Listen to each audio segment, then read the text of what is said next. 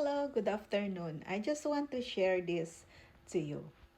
Life gets heavy sometimes. Our minds race, hearts grow anxious, and we feel like we're carrying the weight of the world. But Philippians chapter 4 verses 6 to 7 offers us something powerful. Do not be anxious about anything, but present your requests to God.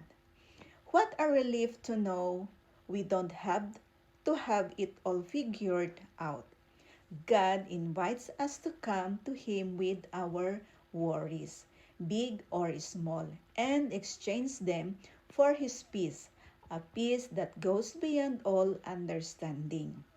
So if anxiety creeps in today, pause. Take a deep breath. Talk to God.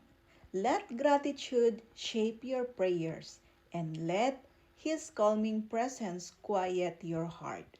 You're not walking alone. His peace is real and it's available right here, right now.